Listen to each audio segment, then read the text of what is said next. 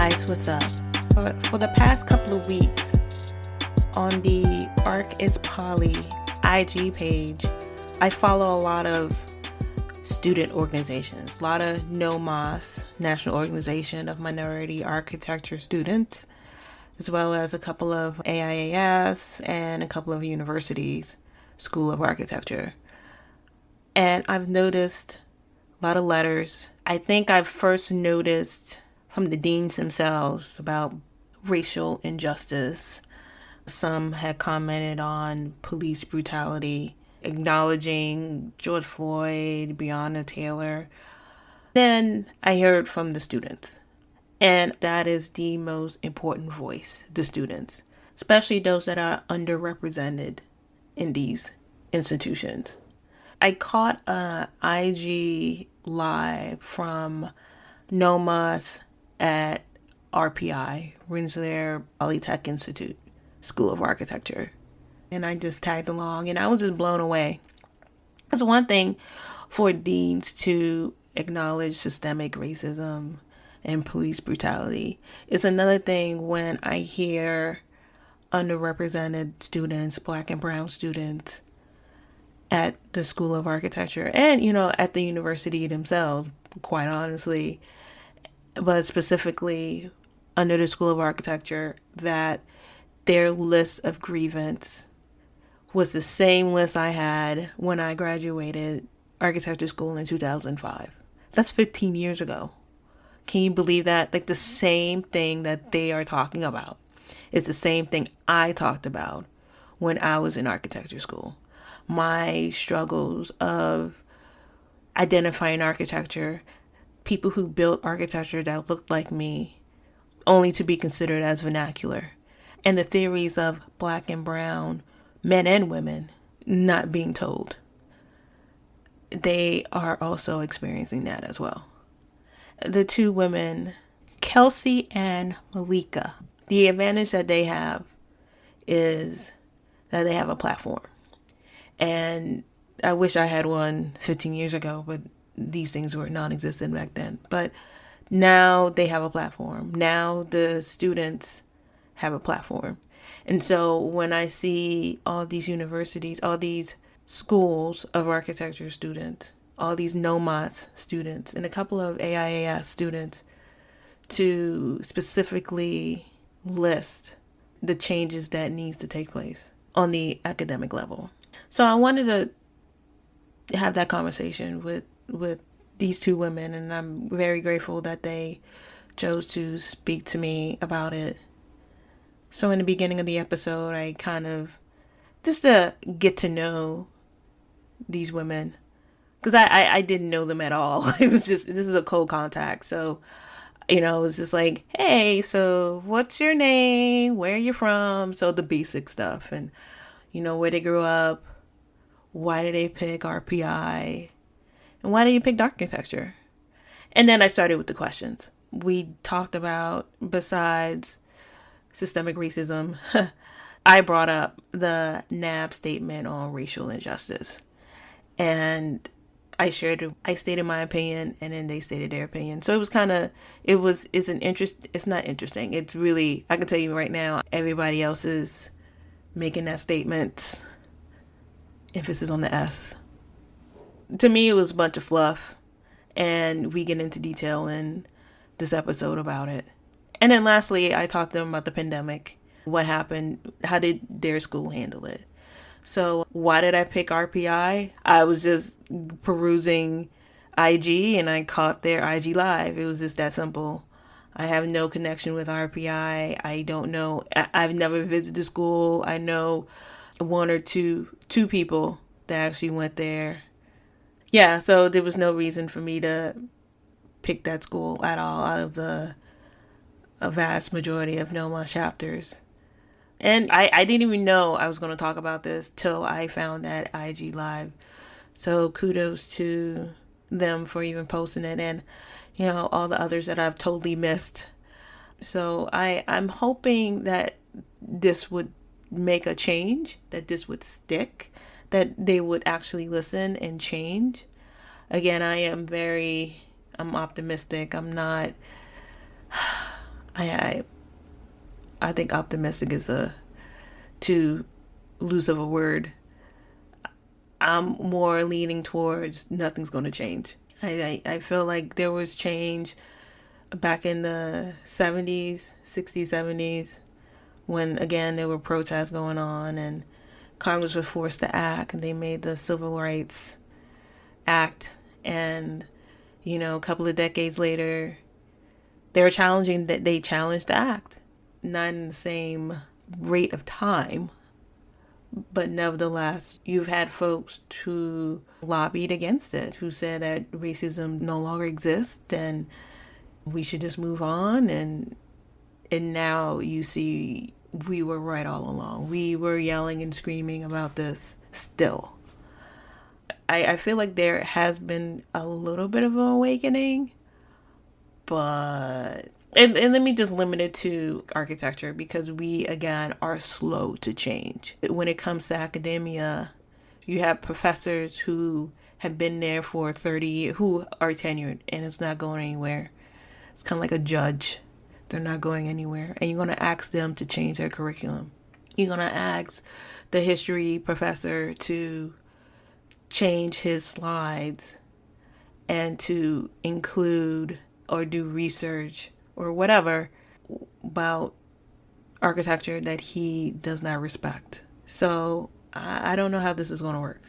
I hope that the deans do listen and they bring in fresh blood, and to make the adjuncts permanent, to talk to the universities. It's another thing that we talked about too, is the universities themselves. It's not just the School of Architecture. And that was a very excellent point. That is not just the School of Architecture. Because students, believe it or not, architecture students don't live in the architecture building. They do have other classes that are outside of the school, and they have to interact with the rest of the university bodies.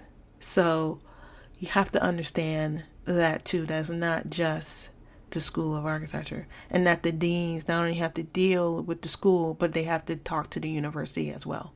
And that is a huge thing, is to ask the deans, like, listen, it's one thing about the school. It's one thing about this department.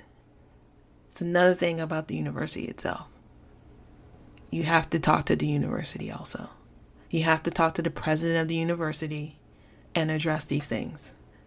I mean, the students can only go so far, but you need to be a co-conspirator, not just an ally.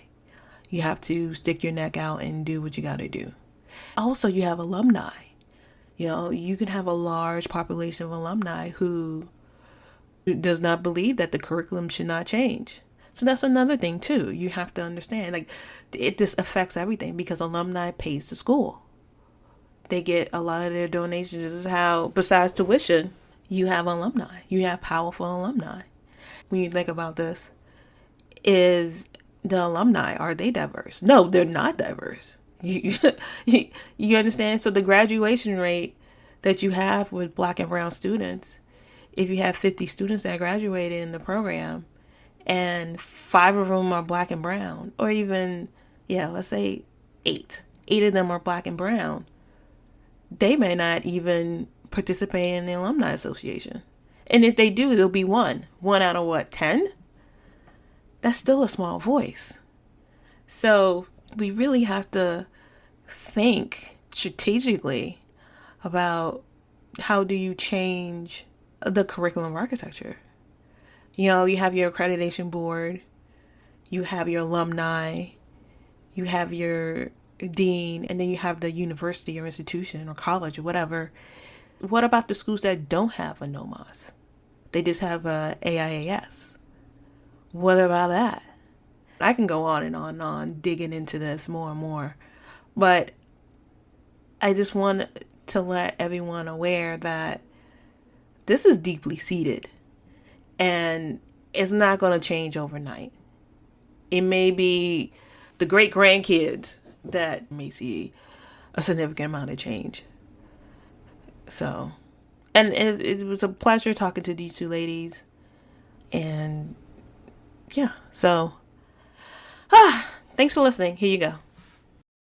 So Kelsey and Malika. Malika.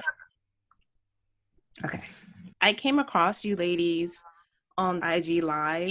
I was just amazed at the conversation and the topics that you're talking about and how it hasn't changed since I graduated in 2005. So that's 15 years ago. So I was just shocked about that. I want to talk to you two ladies and just conversate about that. So who wants to go first in the introductions?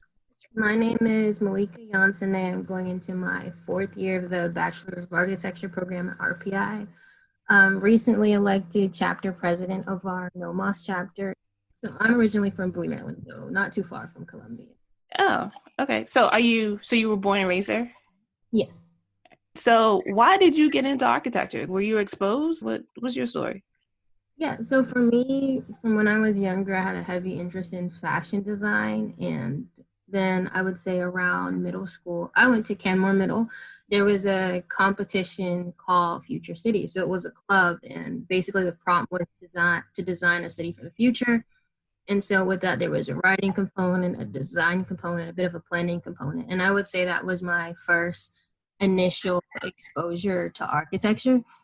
And that's kind of what sparked my interest. So following that in high school, I was in an engineering program that had a concentration in architecture, and we did drafting and we learned drawing. And I had an interest from it to an extent from middle school, just because I enjoyed design in general. But I think following that was when I started to actually look into architecture as a career path. What high school you go to? I went to Charles Herbert Flowers High School. It's in Springdale. How many kids were in your graduating class? My graduating class was probably about 600 students. How'd you end up picking RPI? So I actually ended up applying to RPI on a whim. It wasn't a school I was looking into, and I kept receiving emails from the school. So I filled out the application. It was a free application, and I filled it out. And then following my acceptance a few months later, I started to do more research on the school, went to visit, and I ended up liking it. Kelsey was actually my host when I went to visit RPI for the first time. Did you have any other schools? Yeah, so it was RPI, it was Pratt, Cornell, Virginia Tech, what else did I apply to? Howard, Rhode Island School of Design, Syracuse. Did RPI offer you the most money? They did. Nah, that's how we picked the school. Offered me the most money. That's how we picked the school. Mm-hmm. So you pretty much stayed on the East Coast with your schools? I stayed on the East Coast, yeah. The furthest I applied to was Georgia. I applied to Savannah College of Art and Design. Kelsey, you're up. So I'm Kelsey Mitchell. I'm a rising 5th year in the architecture program at RPI. I'm originally from Charlotte, North Carolina. What else? I don't know what else. How was your high school? My high school was pretty big. So our graduating class was over 800 people, but it was a pretty competitive environment. And the other thing, which some people know, but I'm a quadruplet, so we're pretty competitive anyways within our family. So it was always really interesting in high school. So there's 3 more duplicates of you? Is that what you're saying? Yeah.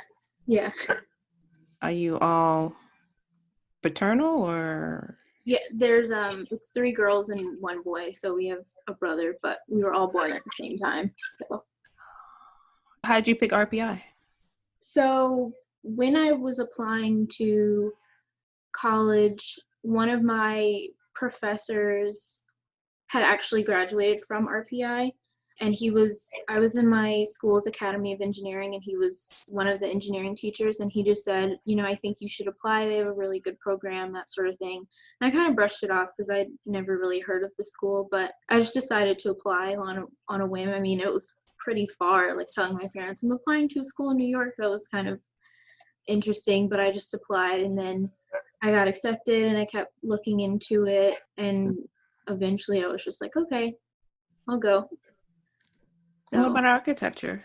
So I was in my school's Academy of Engineering starting in high school, and one of the classes that we took throughout the Academy of Engineering was called Civil Engineering and Architecture. So that was my first kind of architecture class, but I had done kind of similar to Malika in a way. I had done fashion design and fashion design competitions with kind of an organization that we had at high school, and I enjoyed it, but I wanted to do something. I got really kind of hooked on architecture and the idea of building and constructing and designing. And I always figured that even if I did choose architecture, that if fashion design was something that I wanted to pursue in the future, it was something that I could go back to. But I really grasped onto architecture more than I did fashion design at the time. What were the other schools? I applied to NC State, UNC Charlotte, RPI, Cornell, and University of Southern California. Oh, so why RPI? Was it the money too, or?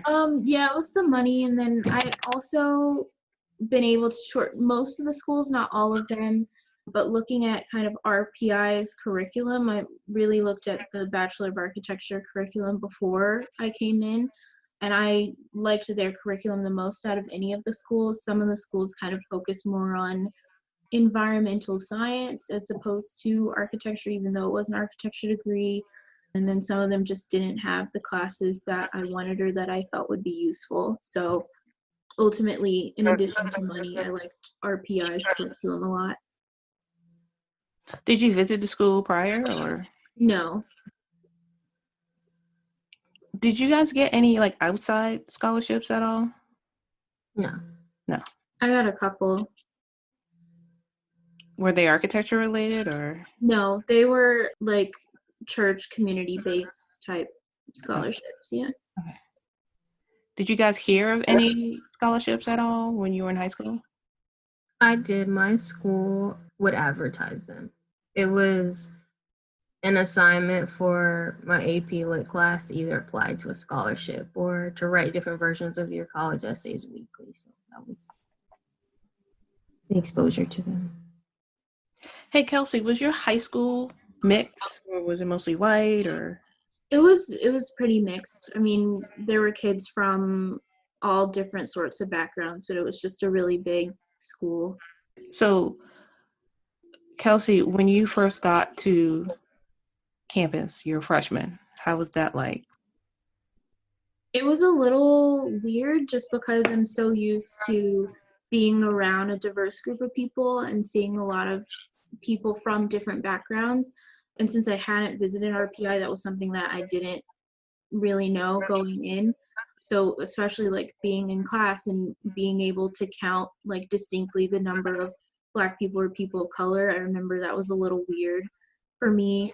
And then in orientation, I remember like talking with my parents and they were like, yeah, there's not a lot of, diverse people that we've seen so far in orientation. She was just like, there aren't that many. So it's just going to be an adjustment. So it was a little bit of a shock. How about you, Malika? I would say when I first arrived to RPI, I wouldn't necessarily say it was a shock because I knew the stats of the school, but I definitely think it was a radically different experience than I was used to. And I think I knew it was going to be a different experience, which is part of the reason why I wanted to go to RPI, especially being from a predominantly Black area. It wasn't really an experience that I've had being in that type of environment as far as school ever. So I wanted to just experience a different culture and attitude as far as the school I went to. And I would say it took me a while to adjust and acclimate to my environment. I think when I went into school, I was a lot more closed off. It took me a longer time to open up to people, interact with people, and to make friends and especially interact with my other peers in architecture. I would say part of it would probably be just because of the environment I was in and it being something I'm not used to, in conjunction to any college freshman being on campus for the first time. and how they would feel in that situation. Yeah, I remember I was like that too. DC got this me mug thing going on, but I remember people were like, "You don't smile," and it came from everybody. They're like, "Why you look like you about to beat up somebody?" I was just like, I don't know, like it's just how I look. Oh, and the stereotype that I'm from the South. I don't know if you got that. Believe Yeah, I did. you from the South, so you have like the Southern accent. So I don't know if you had that experience or not, but I would get that a lot. every program's different. From freshman year to this past year, how many people have left the program? I should say. You started off with 50, now there's 20 of you. How has that been? I would say with my class, I think most of the people probably dropped out the first or second year. So I would say within that first to second year, I would say maybe around 10 roughly, especially that first year after the first semester. I believe right now only half of the people that were in my studio first year, first semester are still in the program. I would say overall maybe 12 to 13 within the past 4 years. Okay, that's not bad. I think my class coming in, it was somewhere between like 75 and 80 people, and now we're down to like 50 something. But same with Malika, most of the people that we lost were within that first to second year window. A lot of people we lost most people, if they dropped out, it was first year, and it was kind of within the first couple weeks. And a couple people dropped like at the end of the year, or like at the end of the semester, but I think we lost most of our people first year, and then a couple more second year. And how many Black people started off freshman year and how many are there now? My class is small, so, well, not my class, but there were only 3 Black people in my year to start, and there were more than 3. Never mind. 1, 2, 3. I think it was 6. We started with 6, and now we're down to 3. So out of like 80 people, there were 6. And now out of 50, there's 3. Yes. Okay. How about you, Malika? So for my year, we have, I believe it's 8 Black students, and we started with 8, and we still have 8. Oh, great. Education-wise, how has it been? It's been interesting. Okay, so education-wise, as in content we learn or overall experience? Let's do overall first, and then we can get specifics. Okay, so I would say overall, I think it's been a pretty good experience within the School of Architecture. I would say I've definitely been challenged and pushed creatively and design-wise, and I think that our dean in particular is very open to feedback from students, and he's adamant in acknowledging that there is an issue with sort of the nature and the inclusivity in architecture. I think that that's something that he's made a point of integrating into conversations that he has with the student body at large. I would say that application into what we learn is kind of where there's a bit of a gap. But I would say in general, as far as education I received, I have mainly positive things to say. Mm-hmm. I think the same. Overall, I think one of the things, and Malika and I have talked about this, that there's a difference in your experience within the School of Architecture and outside of that. So within the School of Architecture, a very, very positive experience for the most part. I mean, there are things that we could change, like in terms of what we're learning and in terms of encouraging diversity and inclusion. But overall, the conversation is always encouraged. And that's something that I appreciate about the School of Architecture and the dean and kind of the faculty that we have. But I'd say outside of the School of Architecture, it's a different experience. Not to say that it's negative, but it's not the same sort of open community, I think, within the School of Architecture as it is in the Institute as a whole. So overall, it's been good, but I've noticed that there's a difference in what happens for us as architecture students versus what happens for other people, whether they be engineering or kind of sciences and things like that. Can you elaborate on that? Yeah, so I think in the vein of, I think it comes down to leadership and kind of what each, I mean, I feel like each school has a sort of sense of autonomy that each dean can kind of form the school the way they want to, and that they can encourage certain ideas and things of that nature. And I feel like for our dean, he's very keen on raising discussions and talking about things that need to be said. And if there's something that he's concerned about, he's more than willing to listen to the student body or the dean's advisory council or anything like that.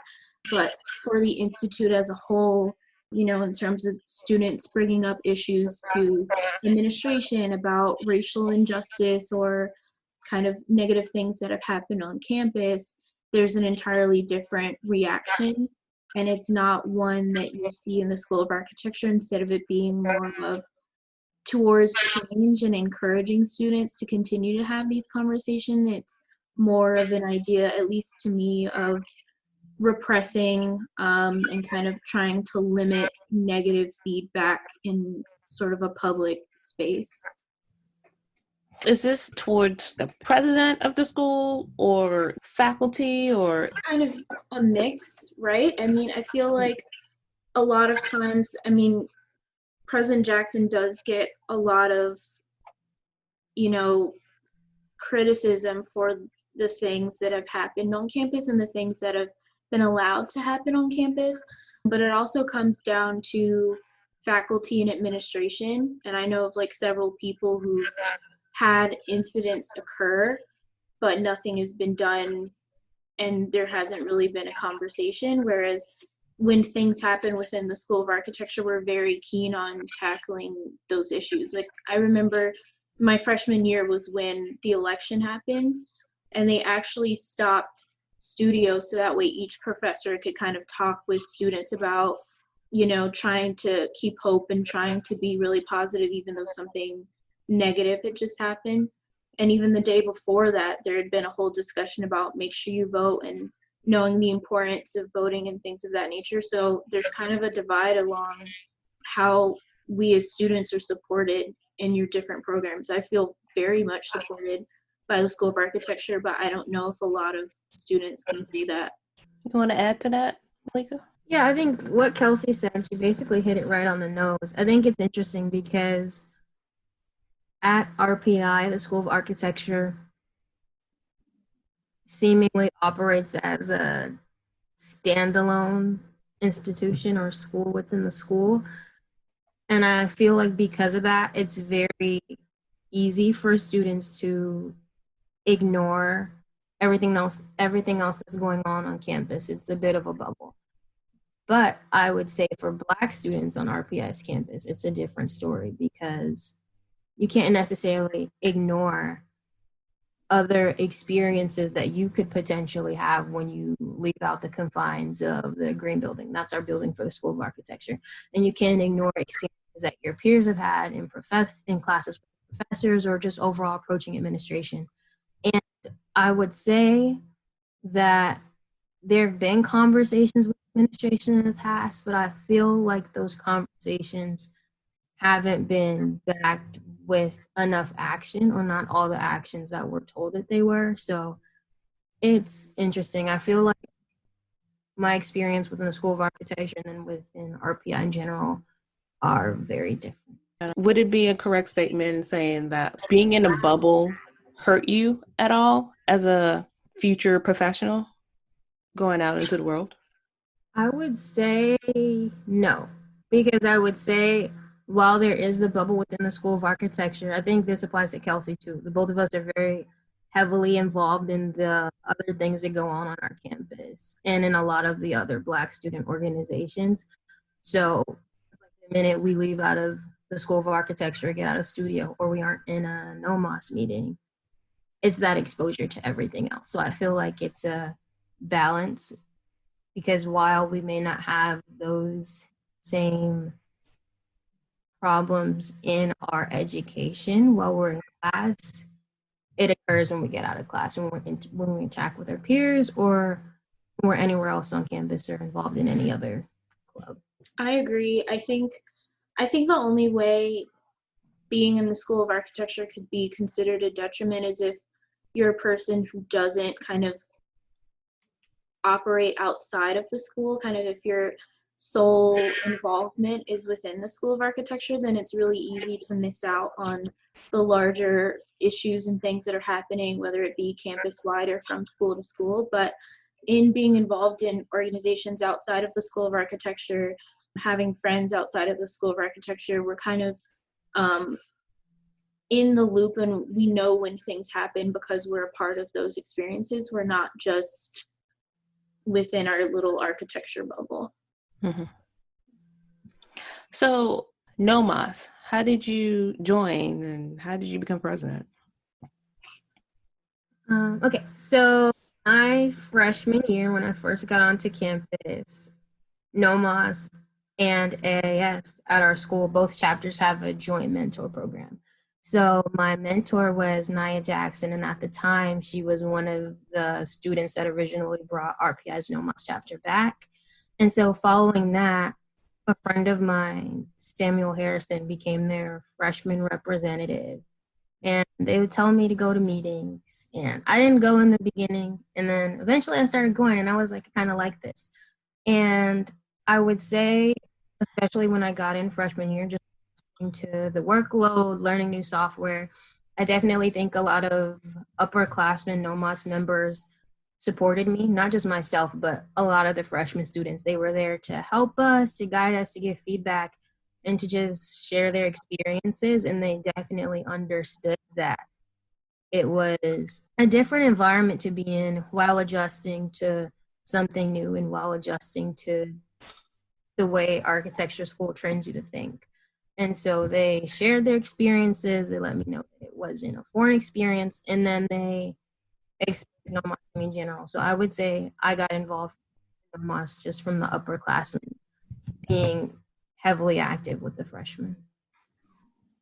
And following that, my third year, this past year, I was treasurer for Nomas, so I ran at the end of my sophomore year. And then I would definitely say I wanted a larger role in the organization, and I had a lot of ideas for the organization, and then that's what prompted me to run for president. How about you, Kelsey? So my freshman year was when the RPI Nomas chapter was revitalized. So it had been on campus a couple years before, but then the chapter, it kind of died because no one, as far as I knew, no one came to anything. So the spring of my freshman year, so that would have been 2017, was when the chapter was reestablished. And so one of my mentors, Al Jalil, along with Nia Jackson and Alexis Clark, helped to revitalize the chapter. And then from there, I just started going to meetings. And my sophomore year, I was treasurer of the chapter. So I handled a lot of fundraising and things of that nature, budgeting. And then my junior year, I was secretary. And then this past year, because I wasn't on campus the entire year, I wasn't eligible to hold an office position, so I had to step away. But I still, when I got back to campus this past spring until we had to leave, I attended NOMAS meetings and stuff like that. And so now I'm back on the executive board as secretary. But I had gone to AIS meetings and I wasn't really getting anything out of them. And I found that with NOMAS, like, we were asking questions that I hadn't really been heard being asked, and there were topics being discussed that I hadn't really thought about. And then, like, Algela was asking, what do you want to learn about? What are you interested in? Is there anything we can do to help you? Especially because, as a first year in architecture, they kind of just throw you out there and they're just like, okay, do architecture, and it's kind of a lot. So having Nomas and having him and other people there was really a good experience, and that's kind of why I've stuck with the organization the past 4 years. Did you have a teacher mentor? Yes, we have a faculty advisor, Professor Michael Oatman. He's Black? No, he's white. Yeah. Do you guys have any Black professors? We do. We have 3 Black professors. The number of Black professors has actually grown. I believe Kelsey's year, There was one. there was 1. My freshman year, it became 2. And then sophomore year, it It became was 3. yeah. You have So no idea if they're like tenured or not, right? Professor Titus is tenure. He just achieved tenure. Oh, great. mhm. And has that helped at all in learning anything or no? Not would- really, I don't think. I don't think so. He also just received tenure. When was it? Probably he was away in the fall on sabbatical. So he had just got tenure. And then he came back and it was on campus. And then everything happened with the virus. And then we weren't on campus. I would say his overall impact within the school is pretty heavy regardless. He's in charge of the first year architecture program and he has been as long as I can remember and as long as anyone I've talked to can confirm. So I would say his impact is mostly there within the Okay. So diving deeper in your courses and whatnot, I know that going back to that IG Live, you guys mentioned not learning more about African architecture or architecture built by Black and Brown people. I know for me, architectural history was extremely hard. And it was hard because I don't care about Greek columns. How does that affect my life? I don't care about Mesopotamia or which Notre Dame is that Notre Dame. I could not relate to it. I never took advantage of study abroad, so it was kind of difficult looking at slides or pictures to really understand or experience that building. Not to mention it, I felt like this isn't really my culture. I understand the technical aspects of a flying buttress, but how does that save my community? So when you mentioned something similar to that, I don't know if it's the exact same thing I just said, but I'm curious to hear you guys experience with that. So what I've noticed is that there hasn't been, especially with architectural history and theory, there's not a lot that is said about like Black people in architecture or Black and brown architecture.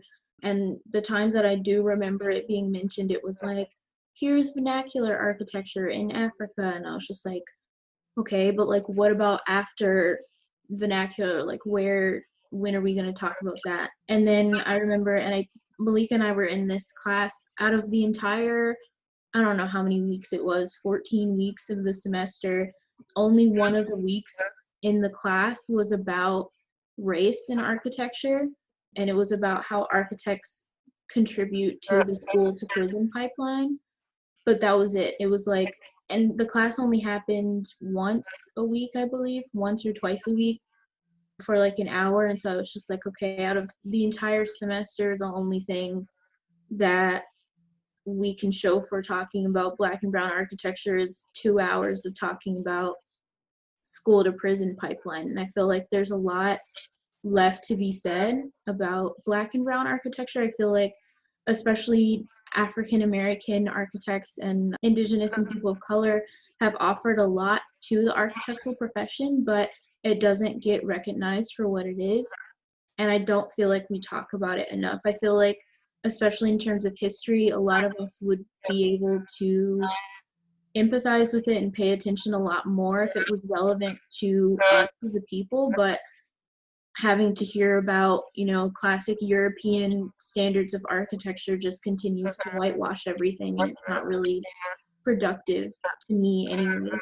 I would agree with that. I would say in architectural history classes particularly, we'd always learn about these same set of architects that are all white males. And within that, these are always the names that would be repeated, always the names that would be in the conversations, always the names that they would compare things to in critiques or reviews.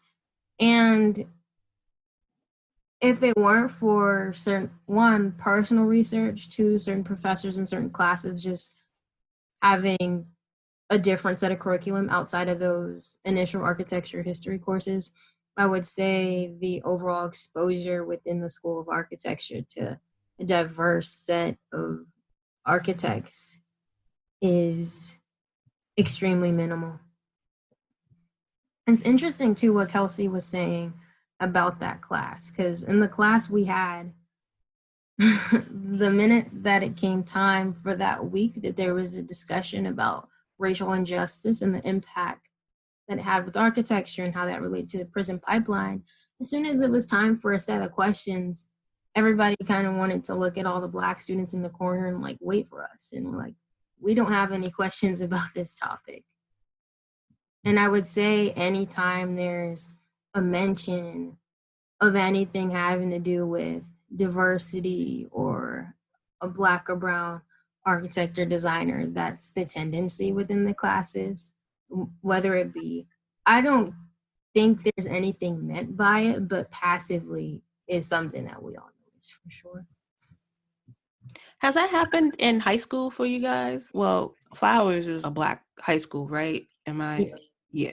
Okay. But for you, Kelsey, has that been weird when you were in high school? I'm just trying to do a comparison. I think there were like a couple times I feel like everyone gets those looks like in history class, whether it be elementary or middle or high school, where it's the lessons about slavery and everybody turns to the Black people and they're like, I'm sorry. And, you know, like that wasn't really what we were looking for.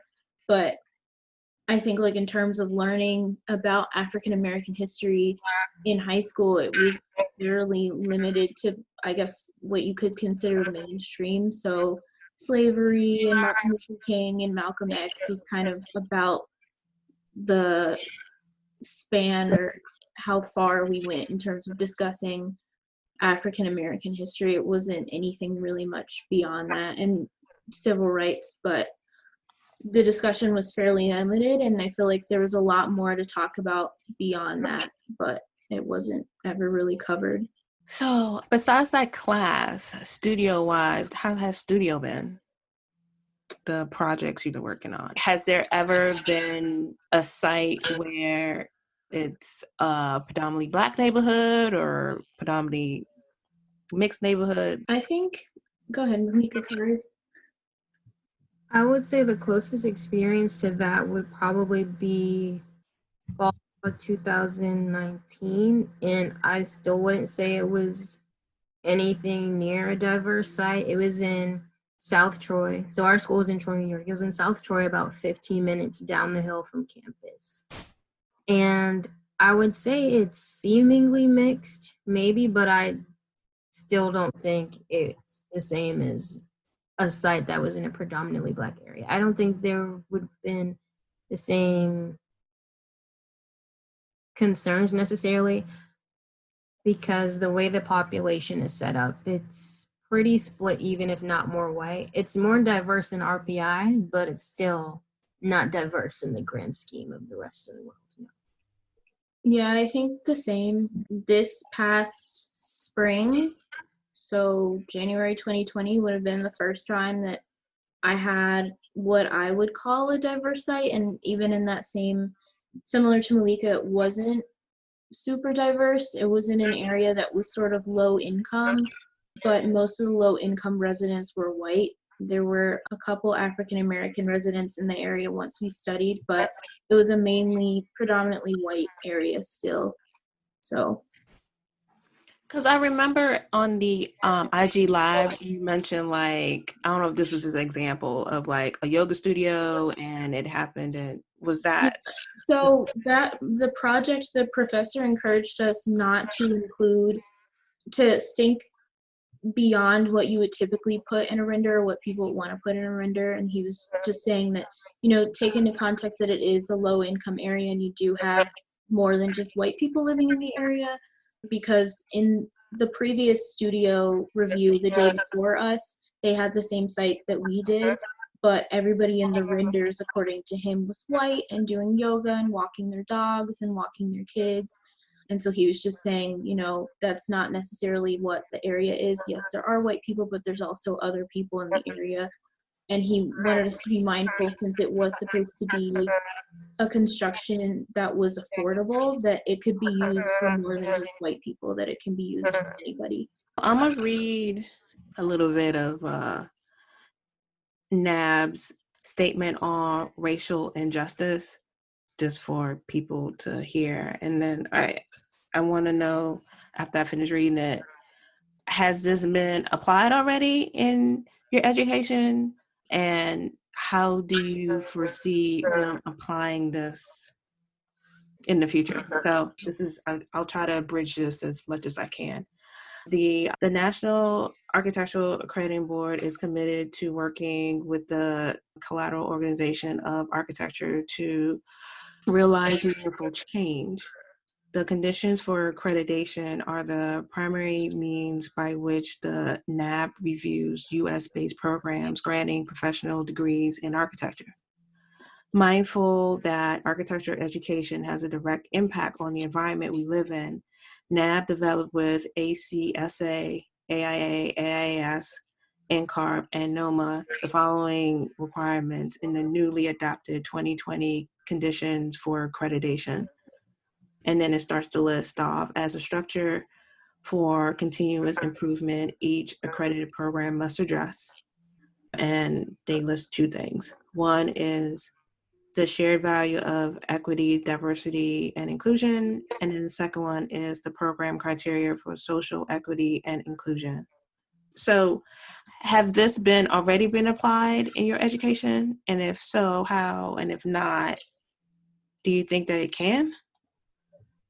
Okay, so so for example, the shared value of equity, diversity, and inclusion, and it says, architects commit to equity and inclusion in the environments we design, the policies we adopt, the words we speak, the actions we take, and the respectful learning, teaching, and working environments we create. Architects seek fairness, diversity, and social justice in the profession and in society, and support a range of pathways for students seeking access to an architectural education.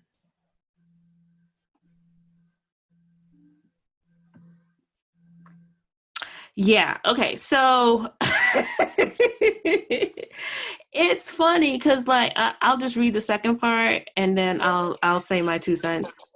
The program criteria for social equity and inclusion, how the program furthers and deepens students' understanding of diverse cultural and social contexts and helps them translate the understanding into built environments that equitably support and include people of different backgrounds, resources, and abilities.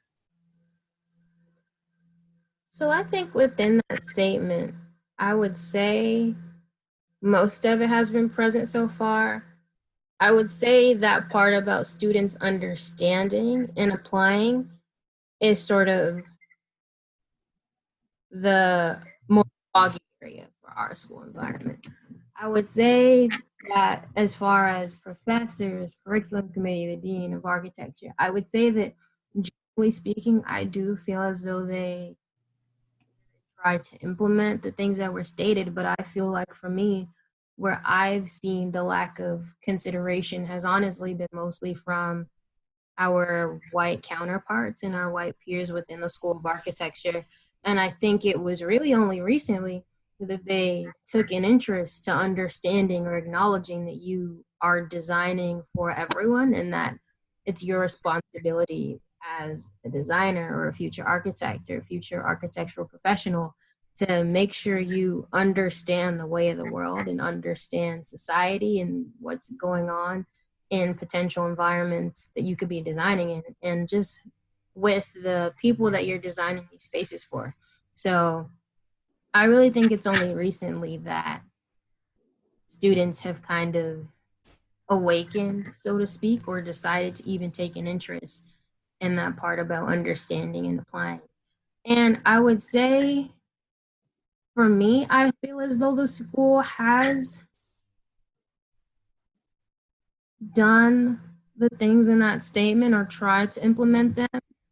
But I think it's interesting because I feel like for me as a Black student, I can say that I don't necessarily know what peers would feel as though they've been exposed to what would even make them factor that.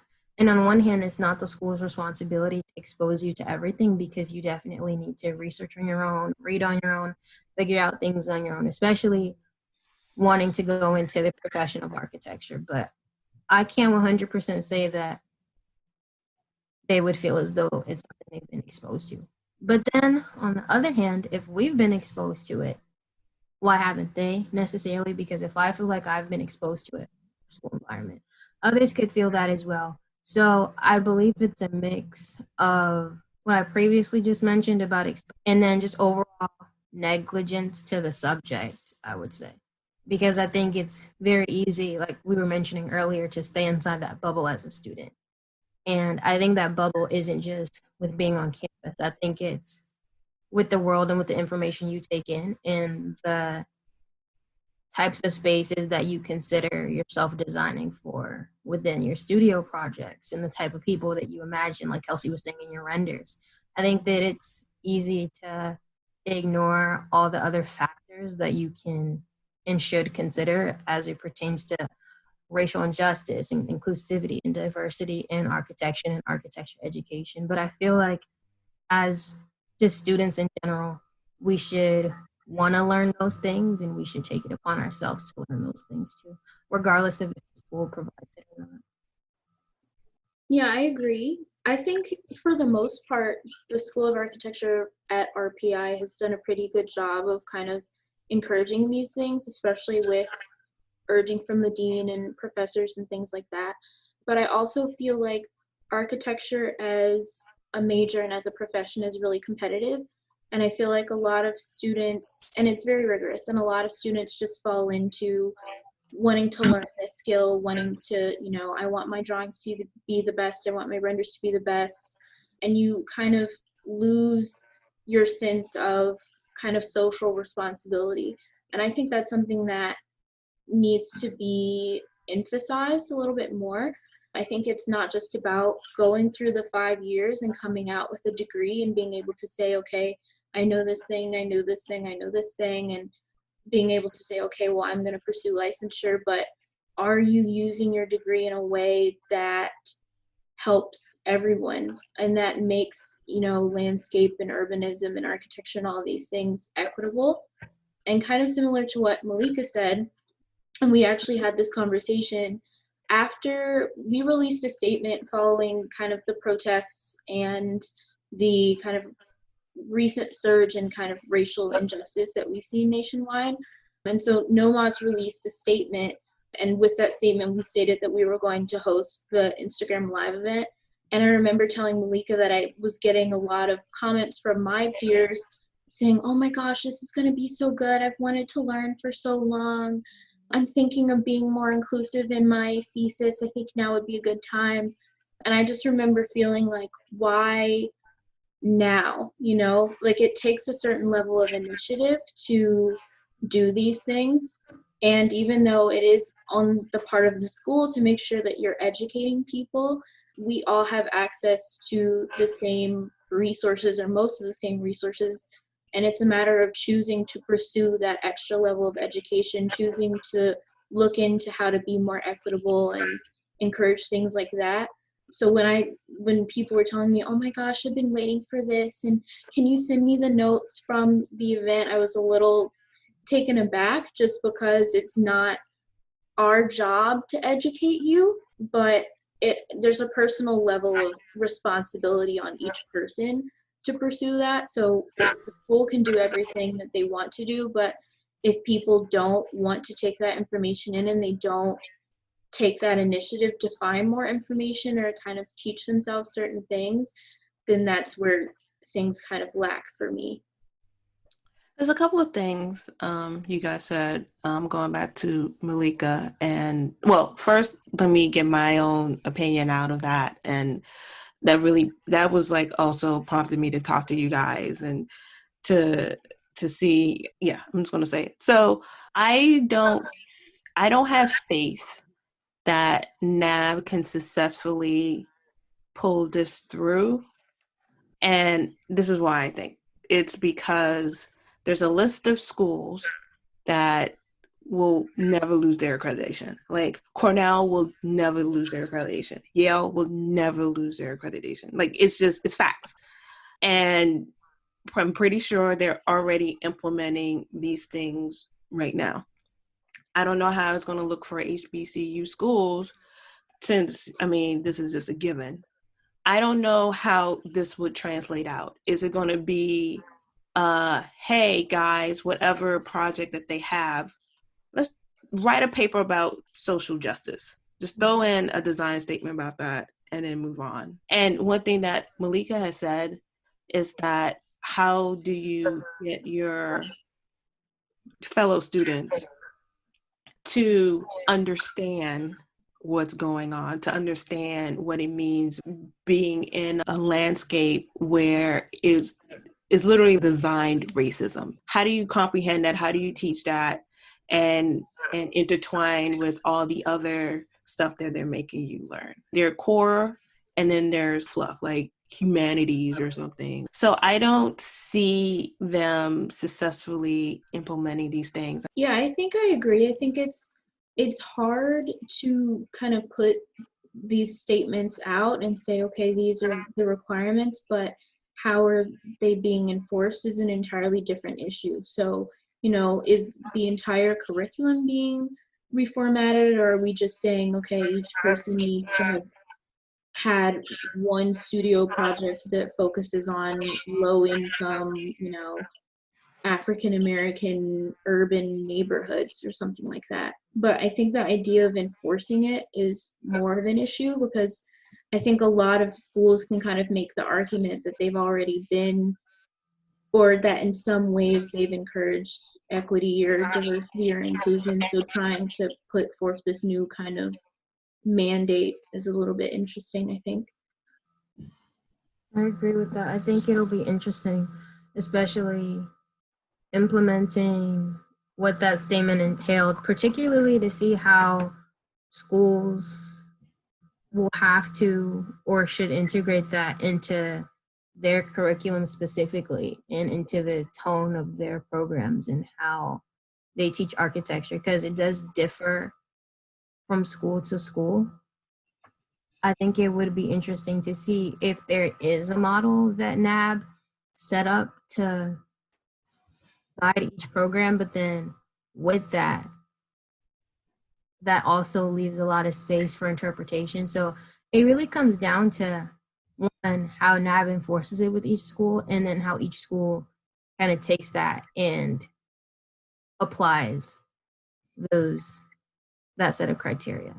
And it's that application from each school that can become very foggy, because someone's interpretation of a statement and of a set of rules or criteria can be very different. So you now have tens and hundreds of schools that are looking at this and trying to fit this into their program while still keeping the integrity and the nature of their program and what makes it unique.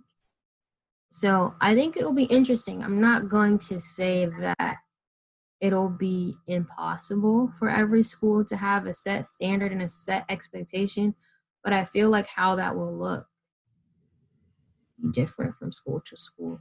And I'm not going to say that's a bad thing, but I think that also leaves a lot of space for schools to kind of fall short of that expectation. Yeah, definitely.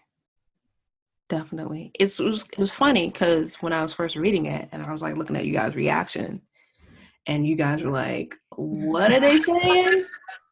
Like, I felt like it was just architecture BS. Like they put a bunch of words together, a bunch of hashtags that they found, and they just put it together. I'm pretty sure they spent weeks on this thing, but that statement could apply to anything, anywhere, ever. It wasn't tangible. They might as well put a black square in that statement. It really didn't mean anything. And I think they were already doing this. I feel like I was talking to one person, it felt like they were already talking and timing was just right. But reading that, it wasn't yeah, it's like basically what you ladies had said. So I wasn't losing my mind when I was reading it. That's great. Before I let you ladies go, how did your school handle the pandemic? So we got sent home. So it just so happened that spring break happened. That's when so everything started kind of increasing, and there was kind of this, I guess, like within a couple of my professors had said, anything could kind of happen, but just be aware that we might not be coming back after spring break.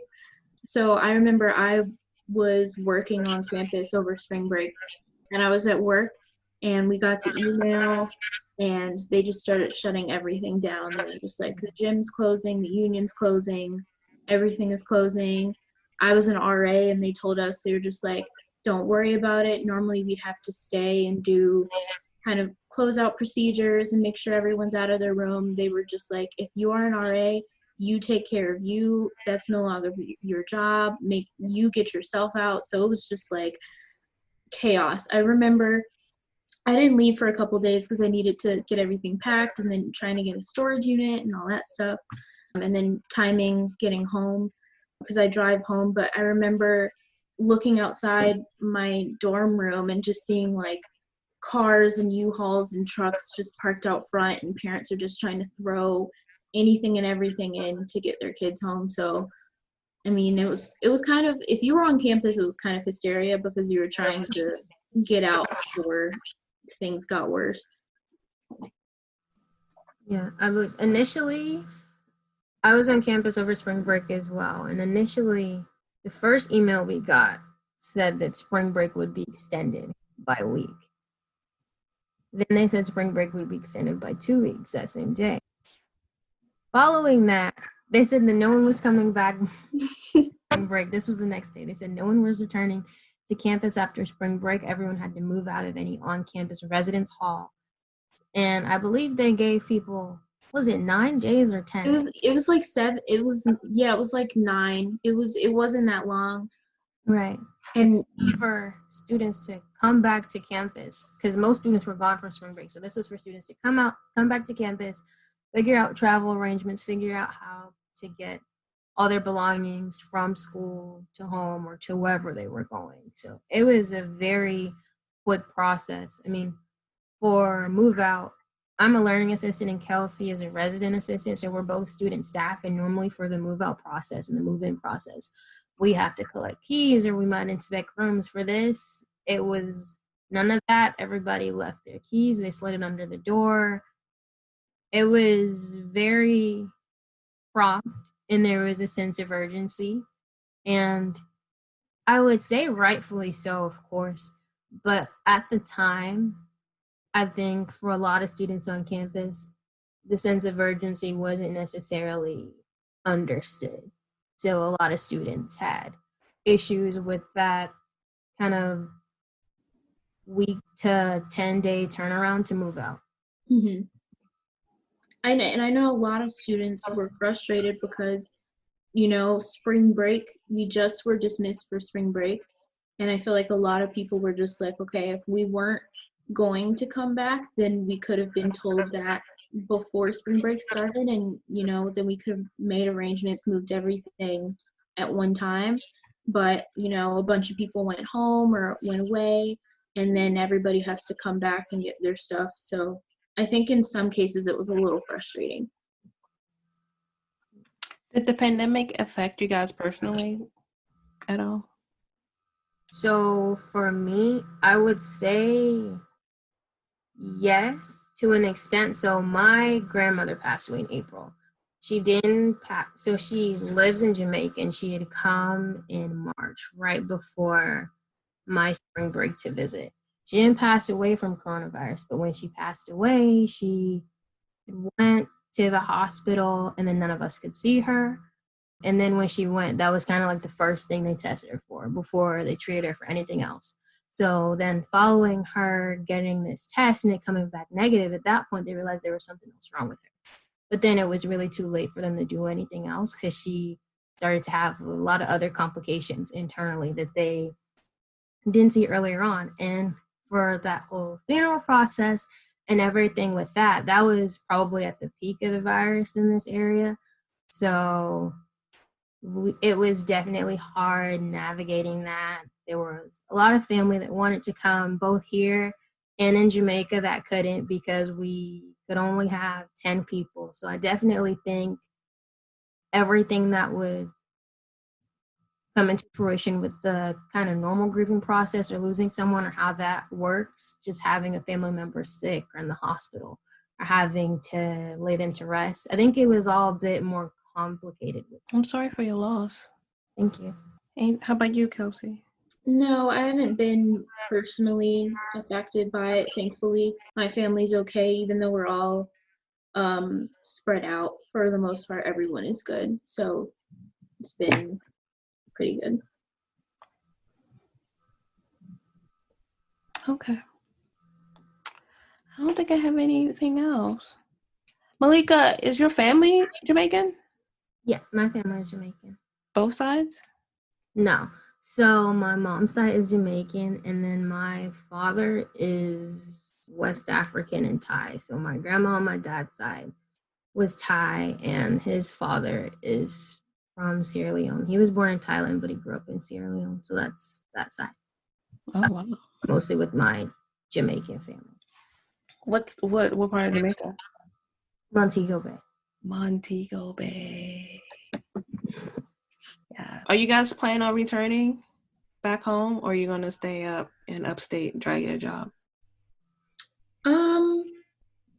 I don't know. I've kind of had anxiety about that just because it's 5th year and I feel like I have to get my life together and figure out what I'm doing. I've thought about pursuing grad school, but I'm still kind of in between. I'm not sure if that's what I want to do 100%, but kind of in between grad school and then just looking for a job anywhere.